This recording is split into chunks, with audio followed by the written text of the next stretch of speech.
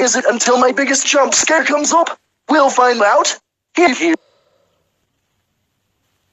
Don't skip. Don't skip. Don't skip.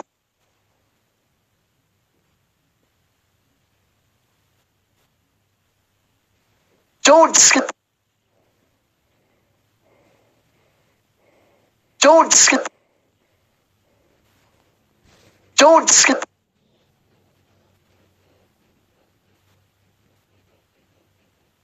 Don't skip.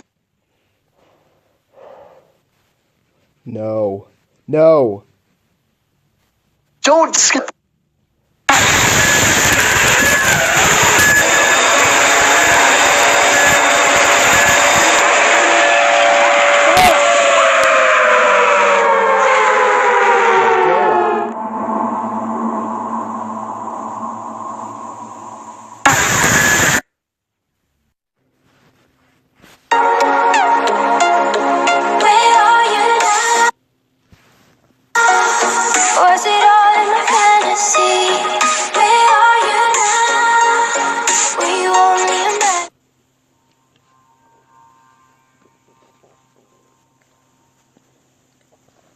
I don't even care. I'm going to lose anyway, so fuck it.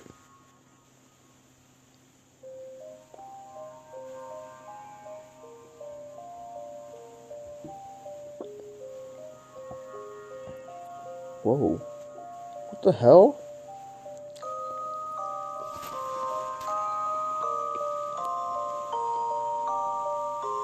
What the fuck is going on?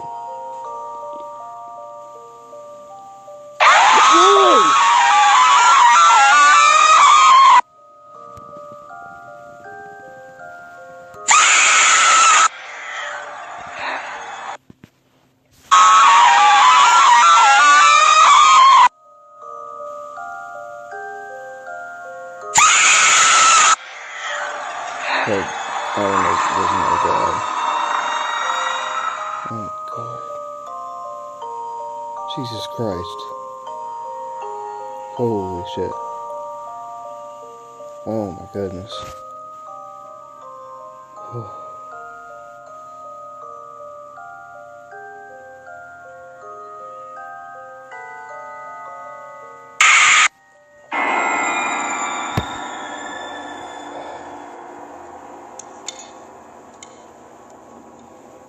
I can't do this, y'all. Oh my God.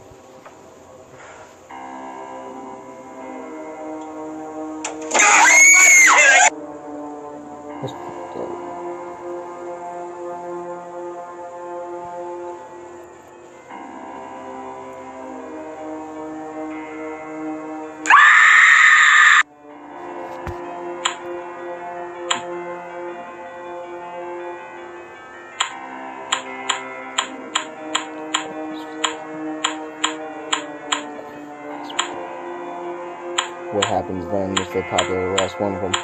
What happens? What happened? Oh my God. I'm scared. Oh my God, you gotta stop that shit. That's getting annoying.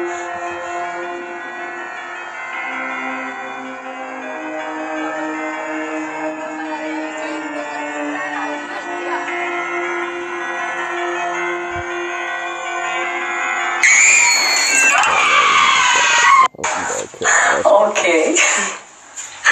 Bye-bye, baby.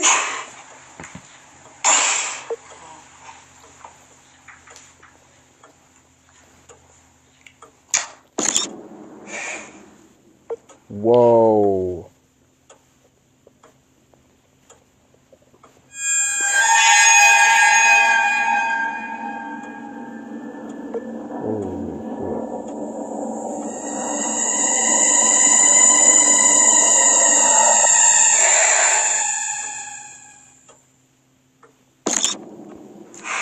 Whoa, holy shit. Yeah, I would have been fucking freaked out too. Oh my God. Oh my God.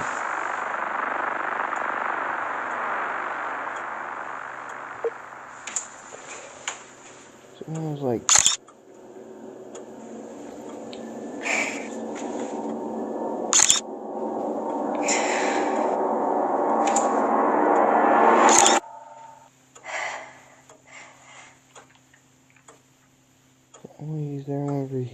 she takes a picture behind front of her?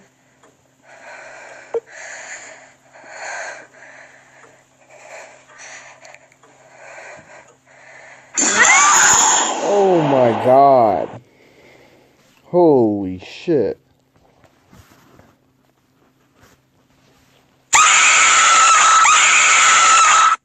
Really? Oh, but there's no one there. That wasn't bad, I'm not gonna lie. Can't figure this out. Put your feet down.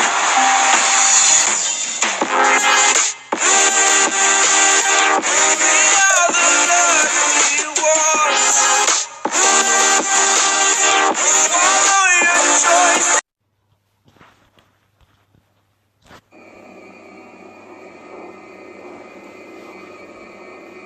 Back in high school, I took a mysteries and mythology type class, or something like that. I don't remember the name of the class.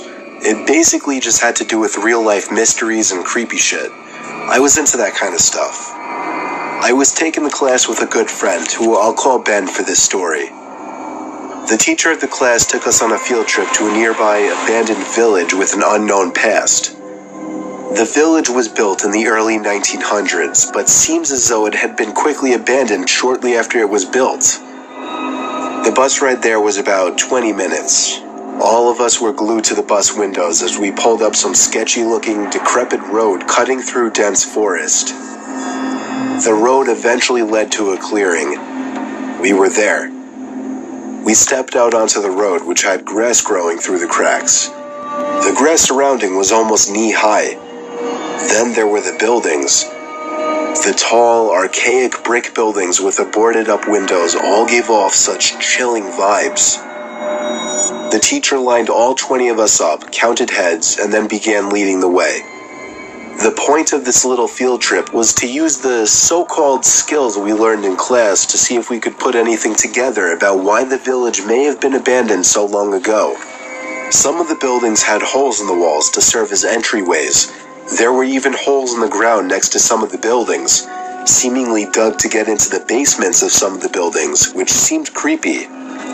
There was one building, though. It stood taller than any of the others. It just intrigued me the most. While the teacher was leading the group towards the village church, Ben and I decided to sneak off on our own to look for anything interesting.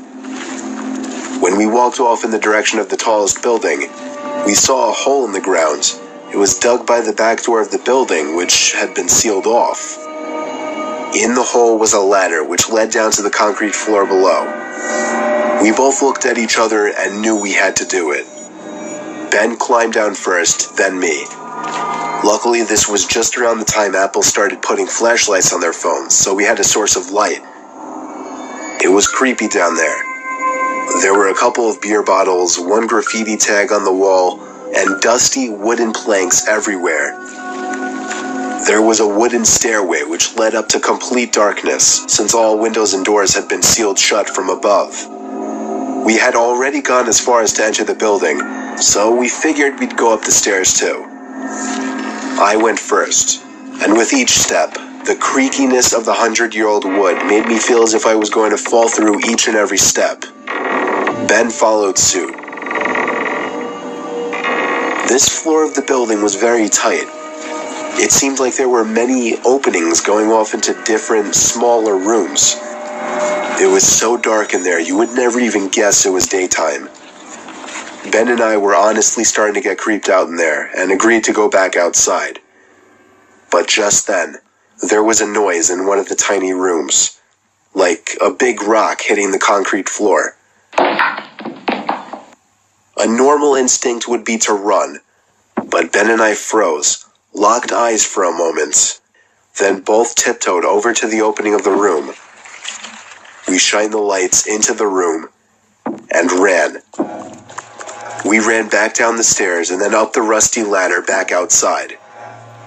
We caught up to the group out of breath.